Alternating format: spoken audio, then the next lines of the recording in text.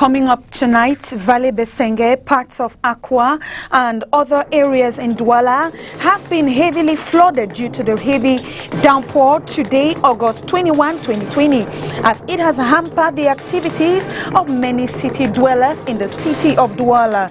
Our reporters will be giving you a rundown of what the economic capital has witnessed since the early hours of the morning.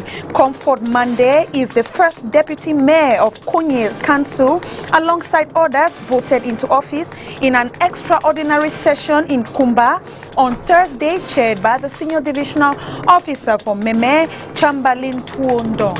And those are our top stories. Good evening, ladies and gentlemen. Thanks for joining the 6 p.m. newscast on Spectrum Television. I am Josephine Bindzi. As announced in the headlines, floods all over Douala, Valley Besenge neighborhood in the Douala 1 municipality have today submerged in water following a heavy downpour. Most houses were inundated, paralyzing the movement of persons and causing enormous material damage. Our reporter Catherine Kone has details. This is what Valley Besenge, a neighborhood in the Douala 1 municipality, looks like early this Friday, August 21, 2020, following a heavy downpour. The rains restarted this morning has left the entire area in a pool of water with untold social and economic consequences on the inhabitants.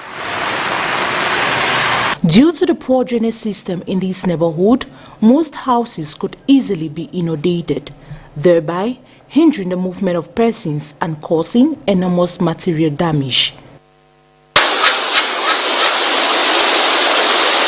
No one could bear the risks of leaving their homes with a high level of the flood. Just like Valley Besenge, other neighborhoods like Rompoint Daido, amongst others, submerged in water up to about a foot high. Cars have been grounded as commuters could not distinguish the road from the pavement or the gutters.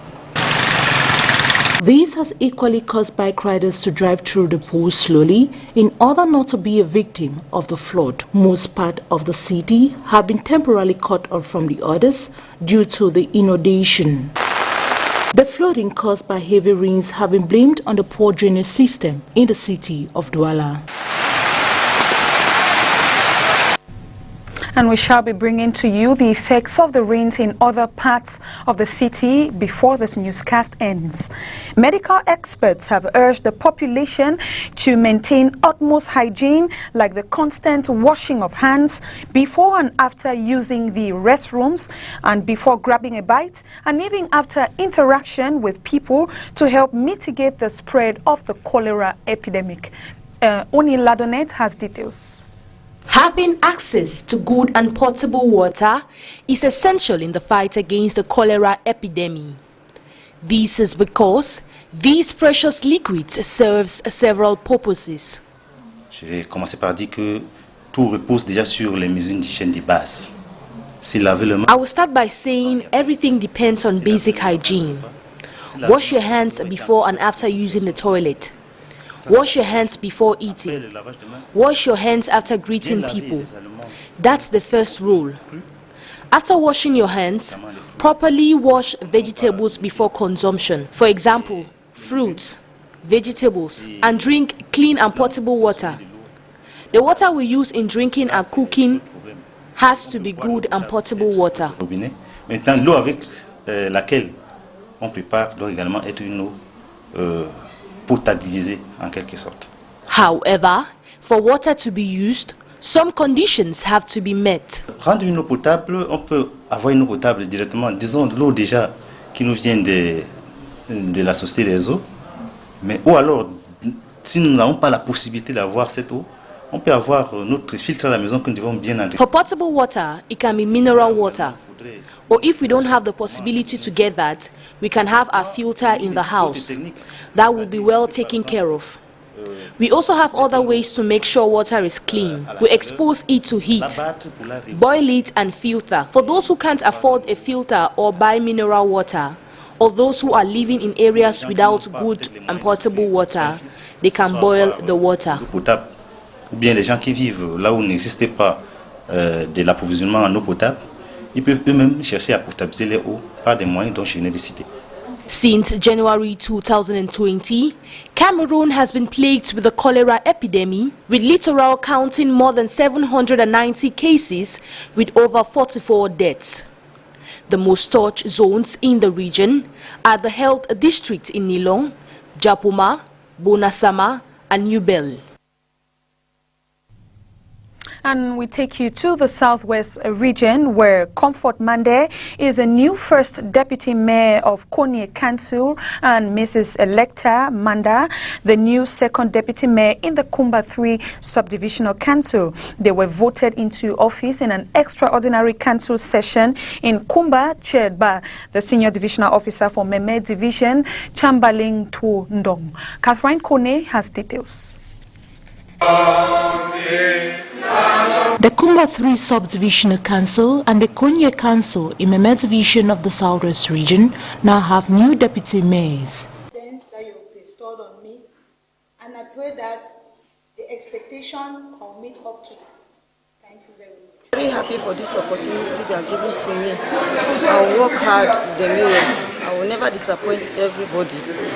Since the outgoing second deputy mayor, Josephine was a member of the Kumba City Council board, the election to replace her at the board ended in fiasco as two camps of councillors refused to reach a consensus. I would have thought that love and unity would have been our watchword. It would have been one another's keeper, but unfortunately, since the list was constituted based on camps, the camps still exist. All efforts to try to make us reason together seem not to be yielding any fruits, and our differences are always exposed when we are in public, which doesn't tell well for us. If we have to develop, we have to obtain our objective of developing the municipality. We have no choice but to try to work together, to reason together. And that's why in my closing remark, I appealed to all the councillors that we should be one and put all our hands on deck in order to ensure the development of the three aspects of it. The new executive members of these councils were voted into office in an extraordinary council session that held on Thursday, August 20, 2020 in Mabanda, headquarters of Kumba 3 subdivision and Konye, respectively. Respecting barrier measures such as the obligatory wearing of face masks has grossly lost its steam in Douala, said to be the second most infected city in the country by the coronavirus pandemic.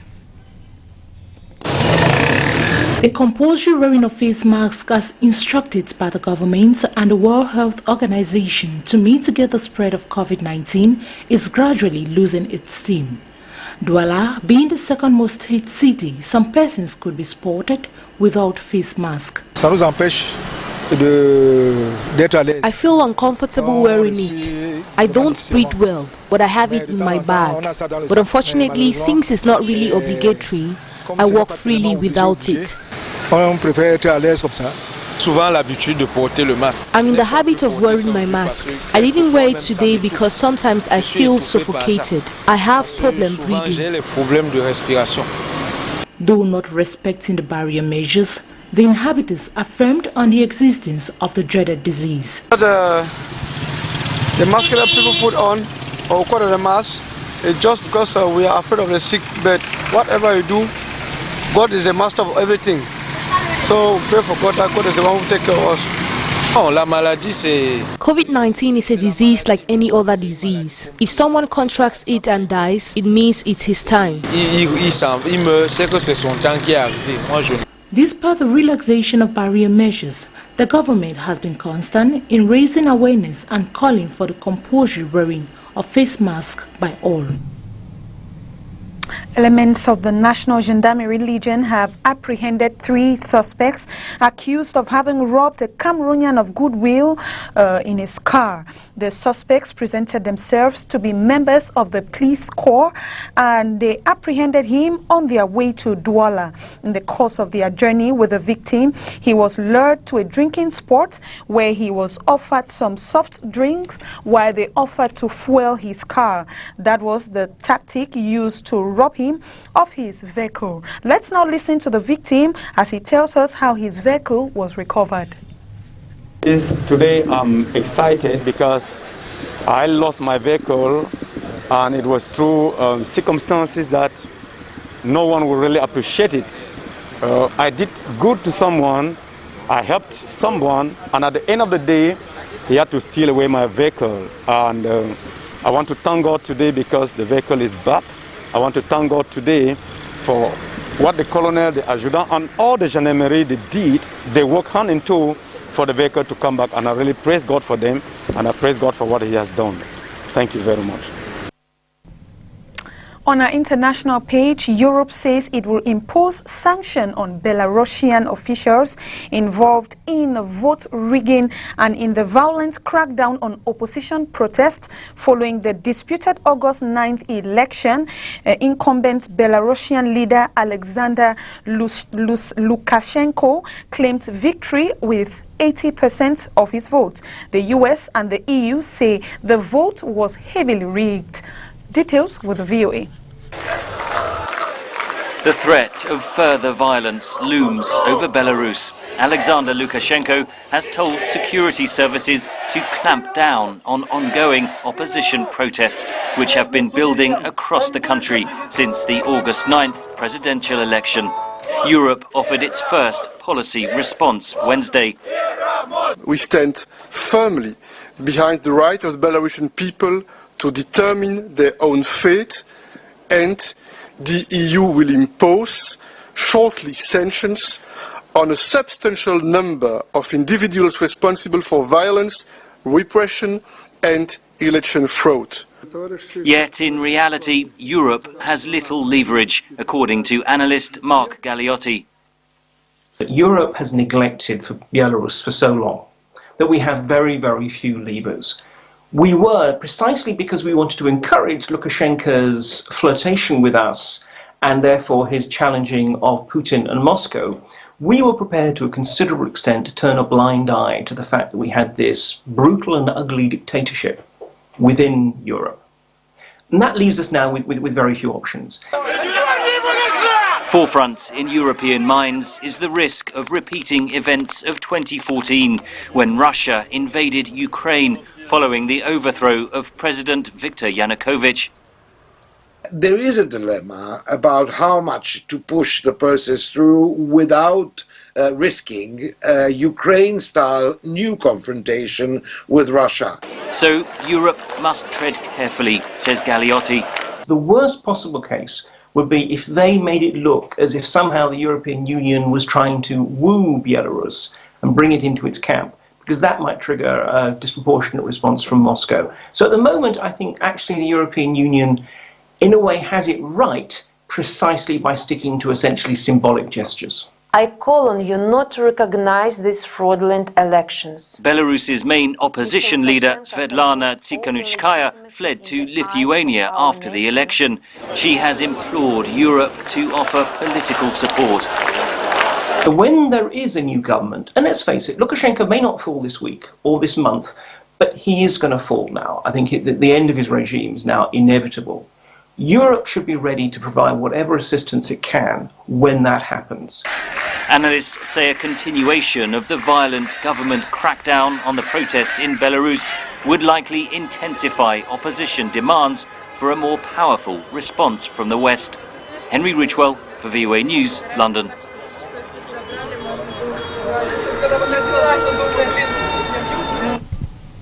In sports, the League One Championship will resume on the 26th of September, as announced by the Cameroon Football Federation. The League Two Championship will also begin on August 10. John Paul Sama, with a football writer, has the following details. Lovers of football in the country will once more enjoy this great game, as the country's FA is set to fix the date of restart on September 26, much to the delight of football actors. Resume football in the country is a welcome projection. For now, I call it a projection because concrete actions need to be taken for us to get into making it an action. Yes, the federation is working very hard, as illustrated by the presence of the boss of the federation in yesterday's meeting with the minister. They're thinking about September 26. I think it's welcome too. In my humble opinion, I think we've even over delayed because of the responsibilities we have and what others have done. During the meeting this Wednesday, the Minister of Sport and Physical Education gave the green light for safe resumption as Cameroon prepares to host the upcoming African Nations Championship, with the local league to serve as a byproduct for players. I mean, hosting the CHAN is a competition that its players are only picked from the national championships. So the longer you stay without the national championship, the lesser the chance of success for the CHAN team. And you talk about other nations, you realize that other nations that are even in greater difficulties, like Egypt, for example, have resumed their championship and are having some crisis in the course of the continuation of COVID-19 football, but they are carrying on with it. So I think it's welcomed. We can't wait. The actors have been out of work for 5 months. It's the only sector that has been crippled, you know, the football sector or the sports sector in general, because nearly every other sector is back to full life, except in the case of sports. Football and other sporting activities were stopped abruptly in March as a result of the coronavirus, with its return now imminent in Cameroon in the weeks ahead. Talking about the heavy downpour this morning, subsequent to this heavy downpour in the early hours of today, Friday, August 21, 2020, in the economic capital of Cameroon, the governor of the littoral region, Samuel Dieudonné Douala, did not waste time in taking actions. He convened a regional crisis committee and advocated that the media of the governor's office in a press conference. Our reporter in this press conference, Crystal Asexwele, with details. Following the heavy downpour in the early hours of today, Friday, August 21, 2020, in the economic capital of Cameroon, causing floods, the governor of the littoral region wasted no time in taking actions. He convened a regional crisis platform and immediately convocated the media in the governor's premises. We've got many pictures since this morning that are showing us how roads, houses, and farms are overloaded with floods. This lot of floods have made me decide to call my regional committee, who is going to face those difficulties with our population. And I'm happy to see that even the journalists have given me a call telling me the difficulties that the population have on the field. That's why I told all of them to come and meet us in this regional committee to see how we can tackle this floods problem. Amongst these measures is the implication of municipalities in the cleaning up of gutters and drainage systems. These drainage systems and gutters could not contain the waters and floods of today, as explained by the governor. We are asked mayors to intervene in dragging some water places in the field, and also population are involved in sanitation campaign. That's why we have seen how many people are working on the field. But the level of the rain today was so heavy that even while you are taking some measures, it's not sure that you can fight against water. Now we are just appealing everybody to see that we have to be careful when we are deciding to build a house somewhere here in Douala. Looking at the critical situation faced in the neighborhoods of Entrée Hôpital Général and Makepe Misoke in the Douala 5 municipality, the authorities regret the lack of civic virtue of the inhabitants. Faced with the present situation, the governor of the Littoral region inclines to local solutions and announces different measures to assist the distressed population. The immediate measure is to ask people to just, let me say, to leave the place where they are overloaded with water, so where the floods are. We have a spirit of solidarity in the Littoral region as a whole, and even in Douala in particular. So we have families, some people that are living in Bonamusadi can have relatives in Bonaberi or in Makepe, elsewhere. You can just go and see how to be to live in a place where water is not going to disturb you. This floods comes to add to the many other crises plaguing the economic capital of Cameroon. And that was how we saw it on tonight's newscast. Thanks for watching. Have a happy weekend and stay tuned to Spectrum Television for more interesting programs. Good night.